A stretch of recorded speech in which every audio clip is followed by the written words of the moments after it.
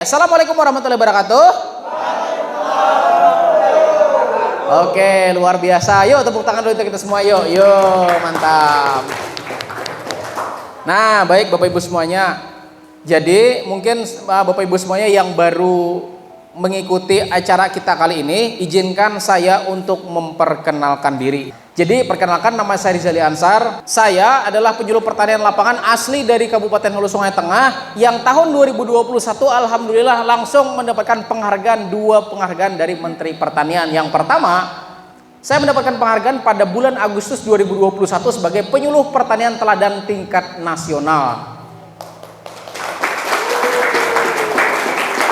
Dan pada kesempatan kali ini kita akan belajar 2 materi, yaitu pertama bagaimana menciptakan pertanian berkelanjutan, dan yang kedua bagaimana agar kita menciptakan pertanian yang lebih cerdas. Pertanian yang lebih apa?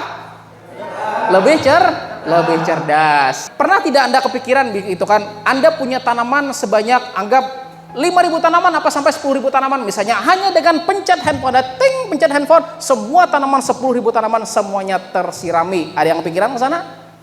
Dan saya sudah melatih Bapak Ibu semuanya bagaimana agar pembibitan dari yang tadinya cuman manual gitu kan, ada bibit, tahu bibit kan? Nah, bibit di dalam polybag ya enggak? Polybag yang plastik es ya enggak? Nah, plastik kayak gitu kan disiram pakai siraman, itu orangnya dari pagi sampai pagi nyiram aja ya enggak?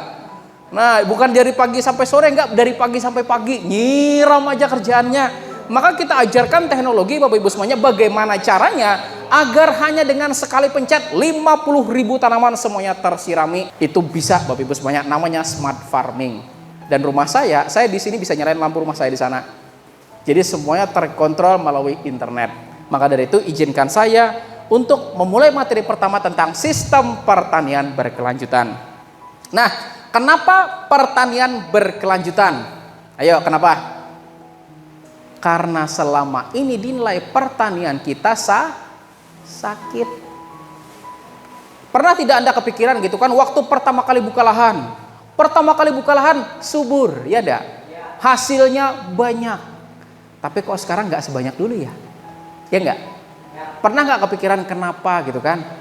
Tanah kurang subur, tanah bengking, apalagi tanahnya keras, apalagi orangnya keras juga ya enggak, bawahnya keras lagi ya enggak.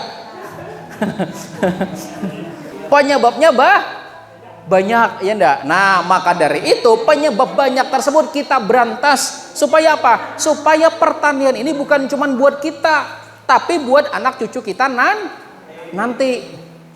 Karena pertanian ini, bayangin coba, pertanian ini adalah usaha yang nggak ada matinya sampai ke depannya. Cuman yang jadi masalah gitu kan, kita belum tahu strateginya supaya usaha kita ini jadi lebih berjalan lagi. Maka dari itu Bapak Ibu semuanya, mari kita mulai sistem pertanian berkelanjutan. Lanjut Mas. Nah, yang namanya sistem pertanian berkelanjutan tersebut, kita harus mengikuti prinsip namanya agroekologi. Jadi Bapak Ibu semuanya, untuk menciptakan pertanian yang berkelanjutan, prinsip yang kita ambil adalah prinsip agroekologi. Selama ini Anda pernah nyemprot pestisida? Pernah nyemprot obat? Pernah kan? Nah, tujuan kita agar yang mati siapa? Hama. Tapi pernah nggak kepikiran kalau ternyata ketika nyemprot bukan cuma hama yang mati, tapi musuh alaminya yang mati. Musuh alami itu adalah orang atau binatang yang memangsa hama. Sebagai contoh laba-laba. Laba-laba kira-kira bisa mangsa siapa? Wereng, belalang, ya enggak? Kemudian lagi apa? Pernah tahu yang namanya lalat buah? Ada yang tahu suntikan? Ada yang pernah lihat busuk buah? Disebabkan karena lalat buah. Jadi lalat buah Bapak Ibu semuanya itu yang menyebabkan tanaman kita jadi busuk. Dan tahukah Anda predator atau musuh alami dari lalat buah itu adalah kararangga habang, ya enggak? Nah, lalat buah itu kan dia menyuntikkan telur ke dalam buah tanaman kita, ya enggak? Kemudian telur itu dalam beberapa hari kemudian bakalan menetas jadi ulat. Nah, ulat setelah beberapa hari kemudian dia akan memakan dari struktur jaringan dari buah tanaman kita yang menyebabkan buahnya jadi busuk. dan setelah busuk kemudian dia jatuh, dan setelah jatuh maka ulat tersebut bakal berubah menjadi pupa, atau orang bilangnya kepompong, ya enggak? Setelah jadi kepompong, dalam beberapa waktu tunggu kemudian kepompong akan jadi lalat buah. Dan seandainya kita biarkan serangga atau kararangga itu kita biarkan, maka kararangga yang memakan kepompongnya. Makanya sebetulnya yang dimaksud dengan prinsip agroekologi di sini, bagaimana agar pertanian kita tidak merusak kehidupan yang lainnya. Makanya selama ini tuh lalat buah susah banget buat kendalikan. Nah, untuk itu Bapak Ibu semuanya, semua harus dilakukan secara matang. Sekarang saya pengen tanya di sini, ada yang pernah nanam tomat? Ada? Lagi nanam tomat, Pak? Sudah bertanam? Anyar bertanam. Oke. Mudah-mudahan harganya 25.000. Amin. Alhamdulillah waktu itu kami nanam tomat. Kadalarang Bang harganya cuma 23.000. Kemudian ada yang pernah di sini nanam terong? Ada pernah nanam terong? Pernah nanam mentimun? Nah, iya, kalau ibu-ibu udah sering megang mentimun. Iya. Maksudnya buat di sayur gitu kan.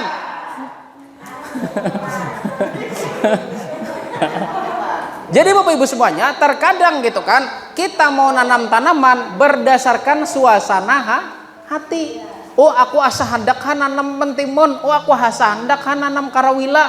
Oh, aku asa hendak nanam papare. Aku asa hendak nanam tomat. Aku asa hendak menanam lombok. Pertanyaannya, ketika nanti panen, Anda tahu nggak nanti panen bakal bareng atau enggak? Karena yang namanya usaha Bapak Ibu semuanya, kalau banjir di pasaran, stoknya banyak di pasar, apa yang terjadi?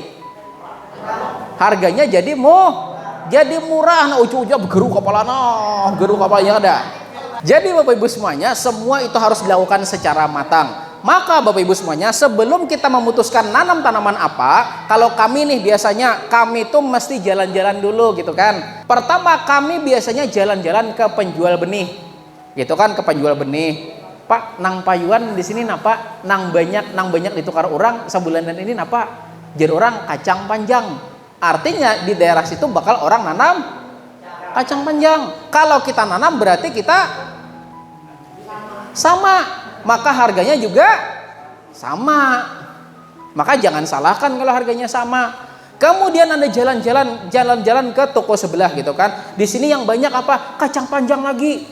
Sana apa? Kacang panjang lagi. Di sana apa? Kacang panjang lagi. Bukannya banjir di pasaran, apa? Limpas. Artinya di sini Bapak Ibu semuanya, kalau sudah tahu kacang panjang yang banyak ditanam orang, Anda jangan ikut nanam kacang panjang karena bakal ngikutan banjiri pasar. Selanjutnya gitu kan, sebelum memutuskan, kami biasanya berangkat ke tempat kedua. Ngapain? Ke tempat penjual bibit. Misalnya bibit apa? Bibit apa? Kita lihat-lihat aja, nggak usah tanya bibit apa yang payuan Pak harus sagin. Kita lihat Pak, bibit tarung adalah, oh ada. Lombok Pang, nah kada daam. Artinya bibit lombok payu.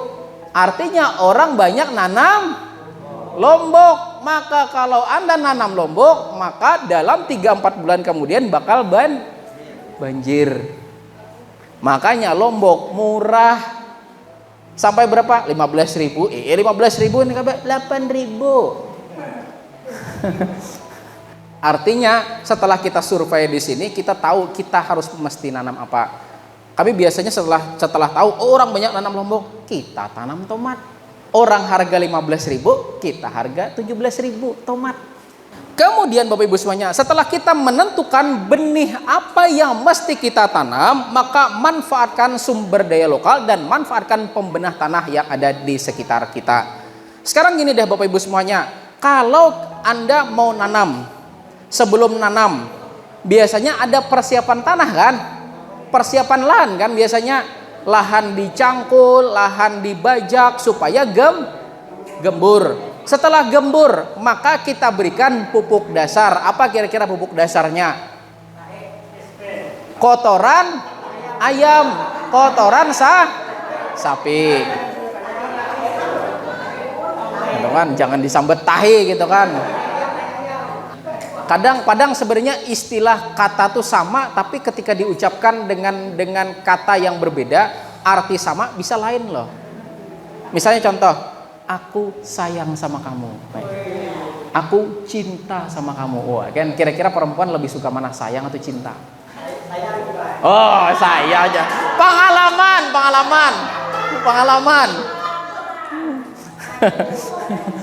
Nah, jadi Bapak Ibu semuanya, kalau kita mau menggunakan bubuk dasar, biasanya kita menggunakan kotoran ayam atau menggunakan kotoran sapi.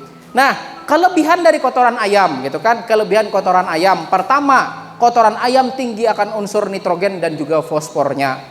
Tapi kotoran ayam punya kekurangan, yaitu apa? Kalau Anda menggunakan yang belum matang, maka kotoran ayam adalah sarang bakteri yang luar biasa. Makanya Buan Pian kalau pernah kena busuk batang, busuk daun, penyebabnya tai ayam. Lalu kayak apa caranya? Maka itu perlu dilakukan fermentasi terlebih dahulu. Fermentasinya pertama, Bapak Ibu semuanya, kalau Anda sudah beli kotoran ayam ternyata belum matang, silakan sebar ke lahan, tapi jangan ditanami 1 bulan. Karena kalau Anda sebar langsung kemudian semprotkan IM4 saja, maka IM4 yang nanti akan merombak dari kotoran ayam menjadi kotoran ayam matang. Nah, cara itu akan mematangkan dari kotoran ayam itu sendiri. Lalu alternatif lainnya apa? Pakai kotoran sapi. Tapi kekurangannya adalah hati-hati, jangan sampai Anda pakai mulsa. Nanti apa? Rumput banyak benar. Ya enggak? Karena sapi makannya rumput. Nah, begitu. Sesuatu yang buat kita baca tuh namanya apa? Buku.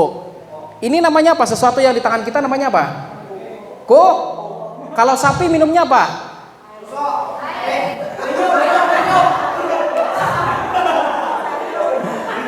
Sapi minum susu gimana ceritanya, ya enggak?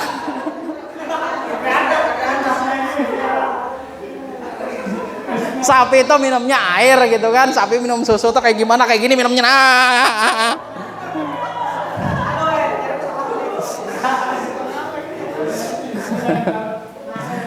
Jadi Bapak Ibu semuanya, nah kedua itu dari kotoran sapi dan juga kotoran ayam ternyata ada yang jauh-jauh lebih baik. Yaitu apa? Penggunaan kompos. Dan kompos secara definisinya adalah material organik yang sudah mengalami pelapukan. Dan pelapukan bisa dilakukan dengan kita sendiri atau pelapukan secara alami. Sebagai contoh pelapukan kita sendiri, kita kumpulkan semua material organik, dedaunan misalnya, ranting-ranting, ya enggak?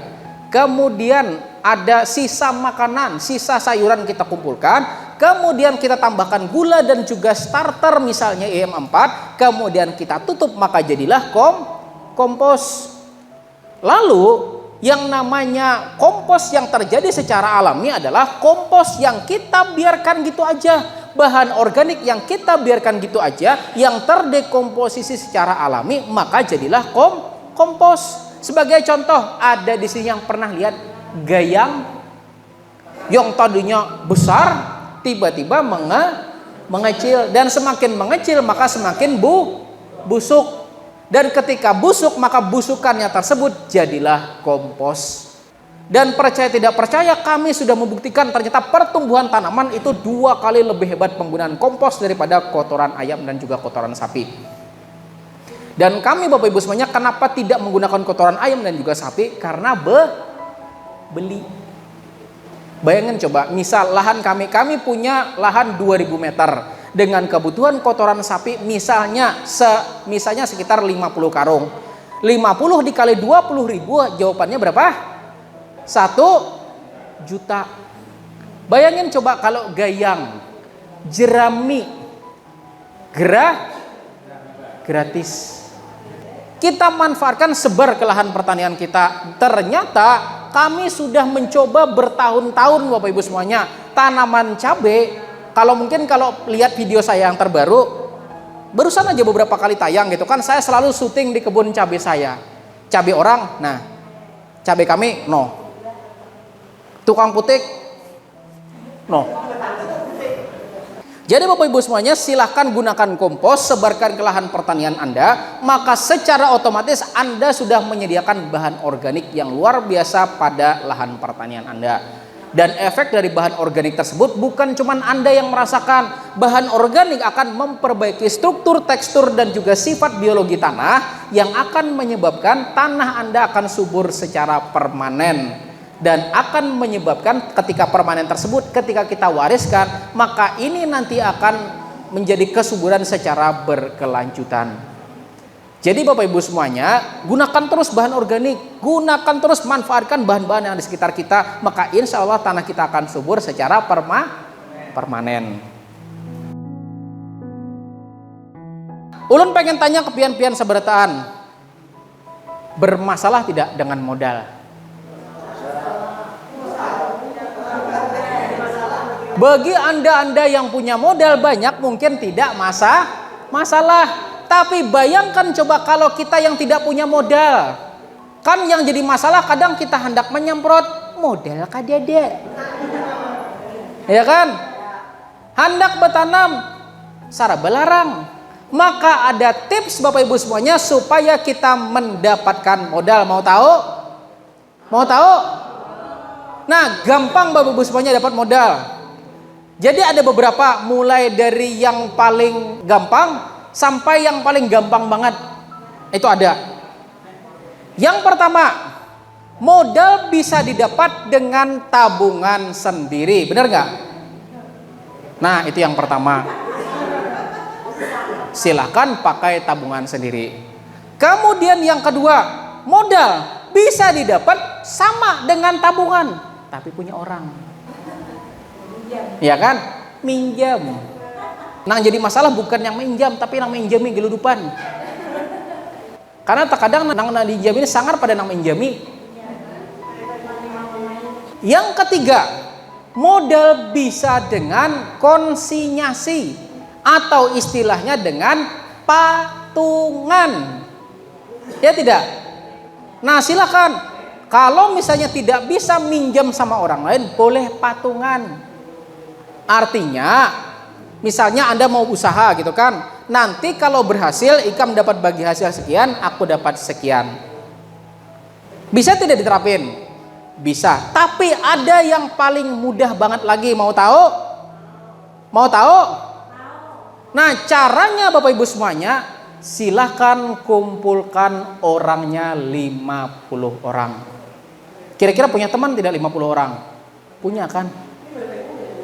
Nah, caranya Bapak Ibu semuanya cukup pinjam 10.000 rupiah. Dinjami kada? Dinjami kada? Dinjami kan? Tapi minjamnya kali 50 orang. Banyak kada? Ayo, banyak dah? Banyak kan? Sekarang saya pengen tanya, kalau Anda pinjam 10.000 ke orang ikhlas kada minjami? Ibaratnya kada komunikakan juga ikhlas, saya sudah beriakan ingin kada apa-apa ya ndak? Tapi Anda minjamnya kali 50 orang. 50 kali 10 berapa? 500. Banyak kada? Kawa kada nukar obat? Kawa. Nah, lawan bapak kawa. Jadi Bapak Ibu semuanya, ini yang teman saya terapkan juga gitu kan. Ini kada ada isi modal, kada ada isi modal sama sekali gitu kan, pengen usaha. Pinjam 20.000. Aku bolehlah minjam, aku akan bermodal usaha 20.000 aja. Pemodal usaha, kadang bilangnya aku berhasil, aku beri aja kayak gini kam. 20.000 adalah ada pinjamin 20, adalah 20, 50 orang berapa?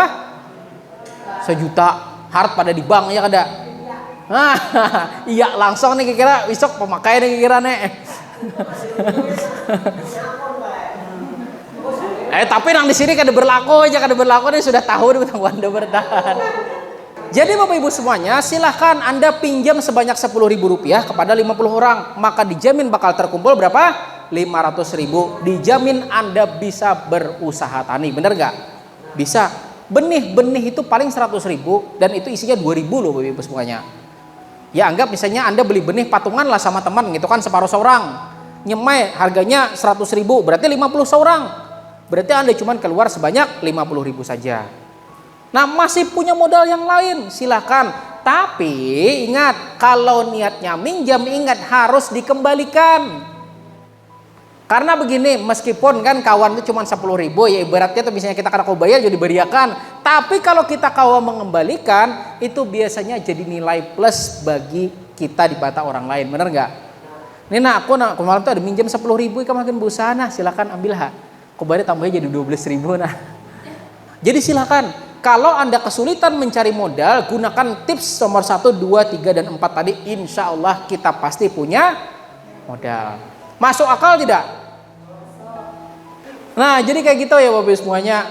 Jadi terapkan, insya Allah Anda pasti bakalan dapat modal.